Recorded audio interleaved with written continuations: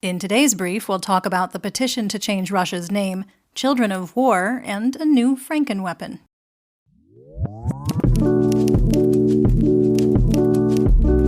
I'm Linnea, and today is Tuesday, October 24th, 2023.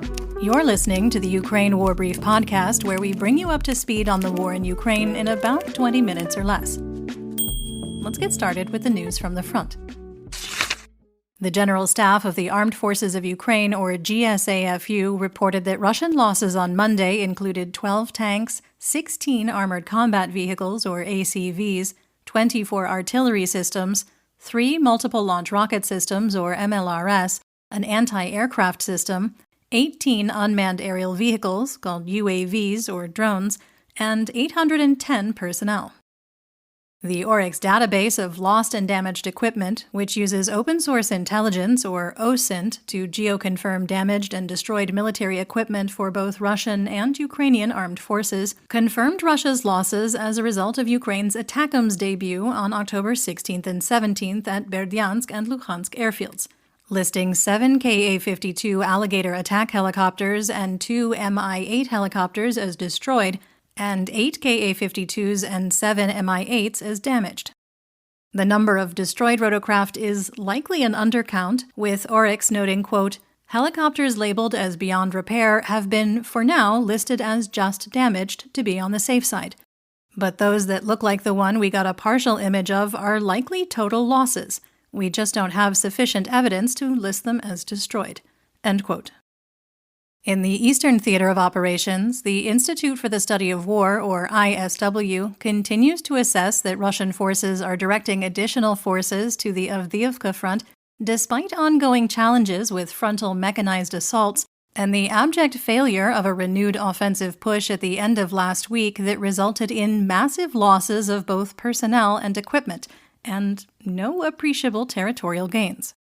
Some Russian sources claim that Ukrainian forces counterattacked in the area of Pisky, about 10 kilometers southwest of Avdiivka, and less than 2 kilometers from areas that have been controlled by Russian occupation forces and the Russian-backed so-called Donetsk People's Republic militia since 2015.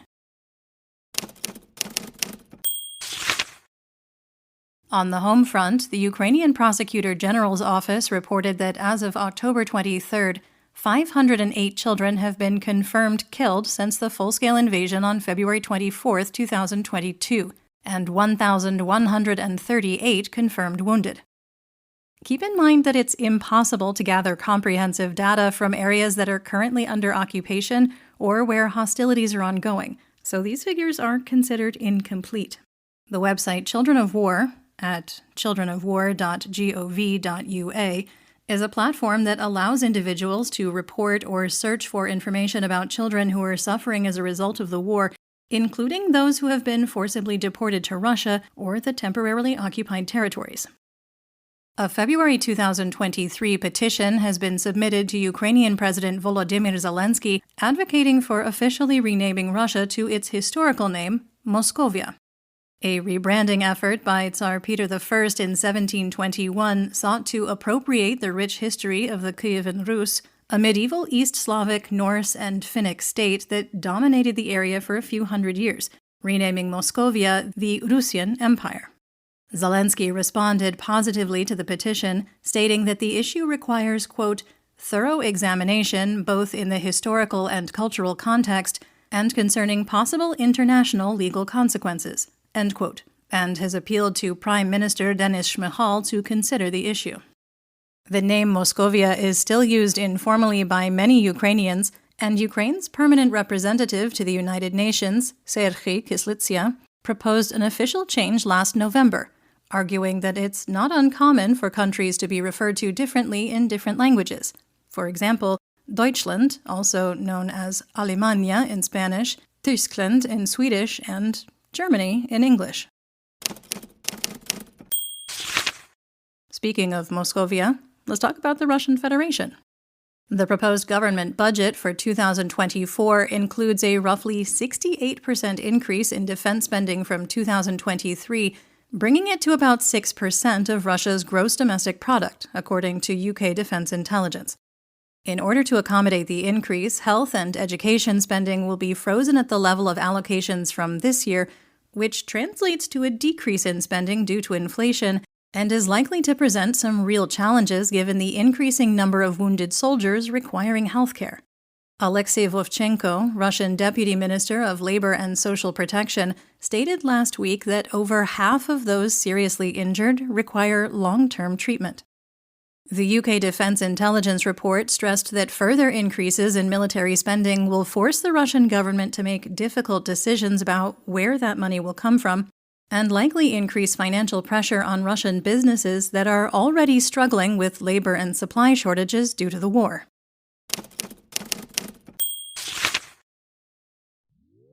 If you're enjoying the episode, please rate us and leave a review on whatever podcast platform you're listening on.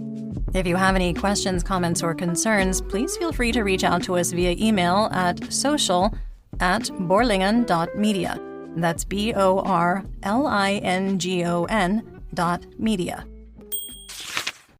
In news worldwide, Speaker of the Czech Lower House of Parliament, Markéta Pekarová-Adamová, told Radio Free Europe, Radio Liberty, that the West's response to Russia's illegal annexation of Crimea, also called Crimea, in 2014, was likely interpreted as weakness and emboldened Moscow to escalate its war against Ukraine, saying, quote, "I now believe we clearly made the wrong decision not to put more pressure on Russia, because our response was insufficient. And I'm almost certain that not just me, but other leaders now know well that it was a mistake." End quote. President Zelensky announced on Saturday night that a third international summit on implementing Ukraine's peace formula will take place this coming weekend in Malta, with representatives from over 50 countries expected to participate, including Turkish President Recep Tayyip Erdogan and countries from the Global South. 15 countries participated in the summit in Copenhagen in June, and 43 participated in the summit in Jeddah. The goal of the third summit will be to finalize the formulation of the 10-point peace plan and set a date and location for the Global Peace Summit where the plan will be launched. Finland has transferred 9 rescue vehicles to Ukrainian rescue services, according to the Ministry of Internal Affairs of Finland. Over the summer, Finland delivered 4 ambulances and a fire engine, and roughly 20% of Finland's financial support for Ukraine through the EU's Civil Protection Mechanism has been dedicated to rescue services. Another 10% has been dedicated to the education sector, including a recent delivery of school furniture and school buses to replace those destroyed by Russian forces.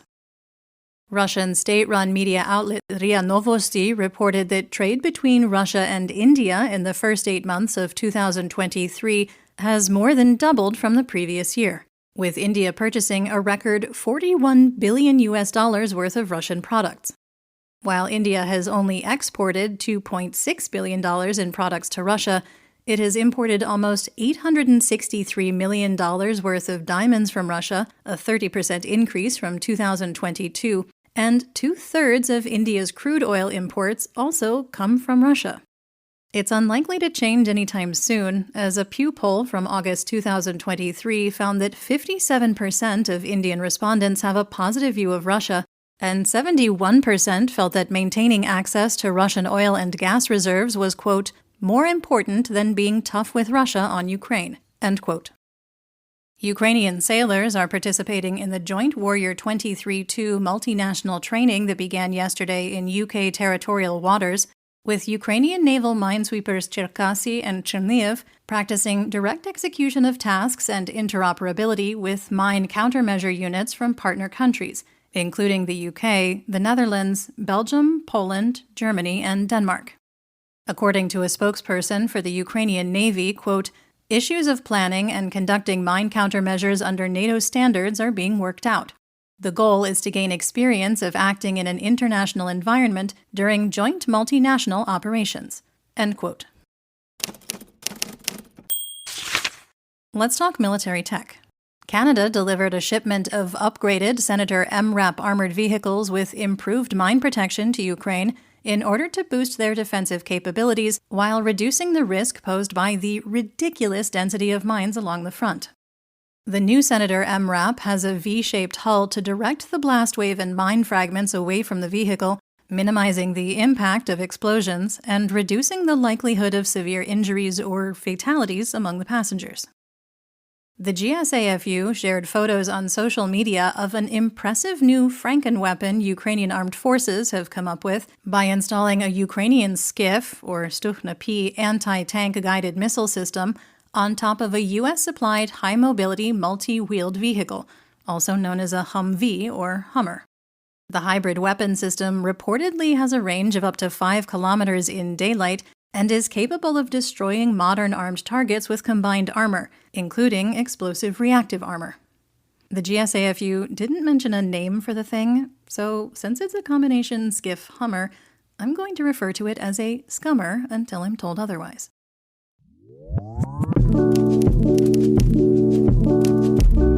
That's the brief for today. Remember to check your sources and don't fall for propaganda.